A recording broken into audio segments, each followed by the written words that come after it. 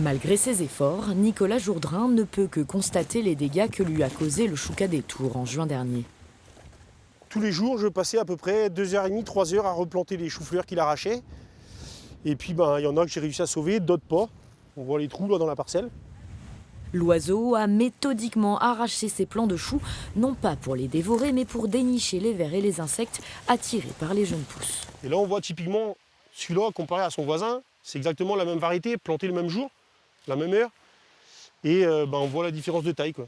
Donc on voit que le chou-fleur, en fait, il a souffert d'être replanté 3-4 fois. Sur l'ensemble de la parcelle, il y a à peu près 50 000 choux-fleurs.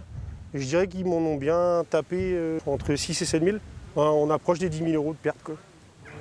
Le choucas des Tours est une espèce protégée. Dans le Finistère, il prolifère depuis 20 ans et la population atteint désormais 600 000 individus et occasionne de lourds dégâts dans les cultures. Des dégâts qui ne sont pas indemnisés. Il représentait pourtant 500 000 € l'an passé dans le département.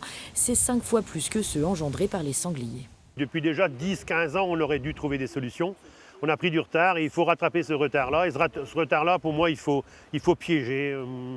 Il faut piéger et limiter le nombre de choucas sur le département. On ne pourra pas faire autre chose. Ou alors, il faut les prendre vivants et les envoyer dans d'autres territoires qui veulent les avoir.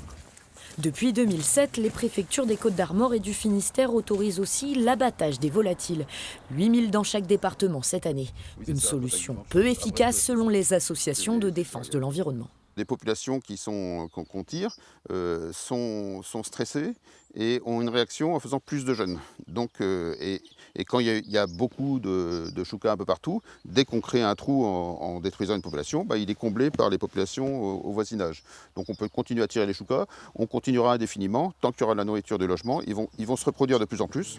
Selon ce défenseur de l'environnement, c'est le développement de la culture du maïs qui a conduit à la prolifération des choucas dans le Finistère. Une solution pour lui, réduire l'accès au maïs en silage notamment.